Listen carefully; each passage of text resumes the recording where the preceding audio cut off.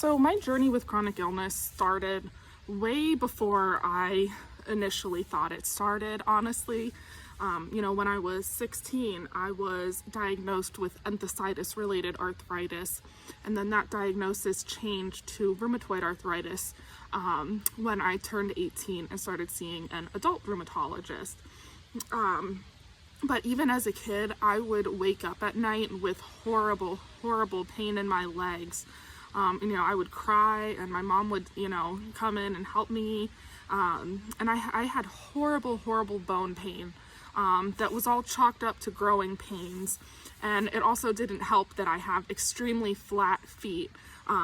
So when I wasn't wearing supportive shoes because I didn't know I should be wearing supportive shoes. And so, that kind of helped play into all the pain that I would get at night too. When I was diagnosed, I had already been interested in going into medicine in general. I think one of the first things I ever wanted to be was a dentist. And then I was like, hey, I want to be a pediatric doctor. Pediatrician, God, brain fog. I wanted to be a pediatrician, and then, once I started, figuring out, like, getting diagnosed with Raynaud's and getting diagnosed with, like, autoimmune arthritis, I started to want to, like, kind of go into research, maybe, like, microbiology and immunology, because I was very, and I still am very interested in, like, biology and all that kind of stuff. Like, I took the anatomy and physiology class at my high school, and that was hands down my favorite class I ever took. And it just made me so excited, and I started looking at college for, microbiology and immunology, because I was like, hey, I want to go into, like, research autoimmune disorders and all that kind of stuff, because I had attended actually a melanoma symposium in like 2015 or something at my local hospital system. And actually the main, like, guest speaker at the end was actually talking about using your body's natural immune system to fight cancer. And that really helped, spark my interest. And I was like, oh my gosh, like, I have to go into this because it is so fascinating.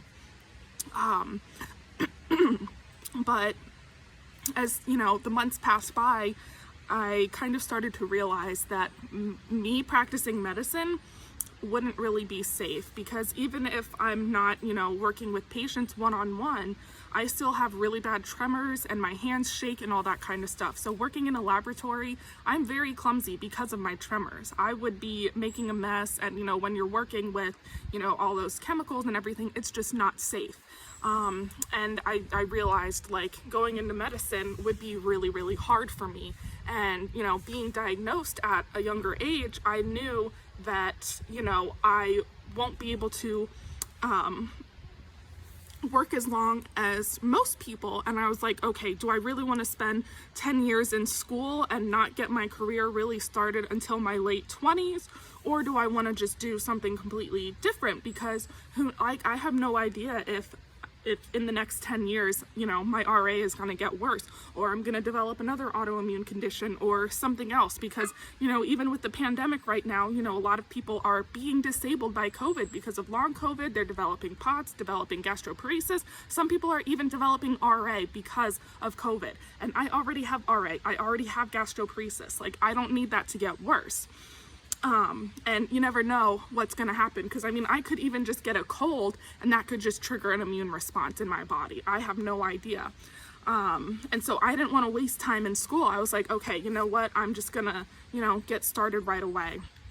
And I ended up going to school for music, and specifically music business. I wanted to study music industry. I wanted to work in live music, because for me, attending concerts and festivals, I always felt so at home, and it just always felt so amazing being surrounded by everybody. We're all, focused on the same song, singing along in our happy place.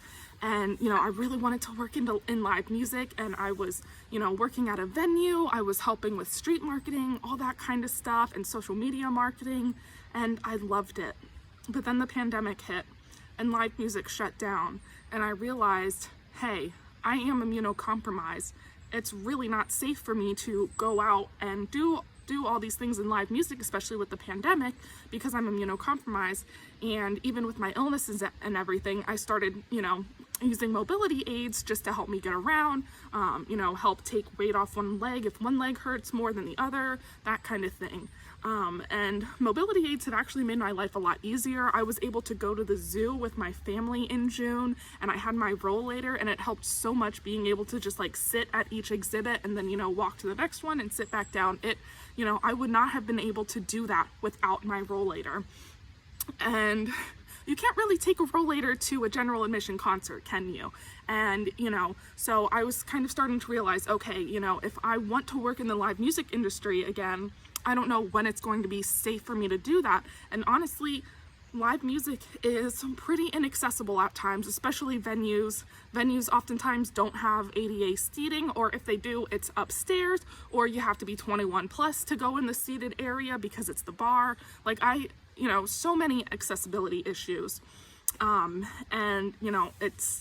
got really depressed when I realized that. I really struggled in 2020, with my career and everything, being fresh out of college, not knowing what to do.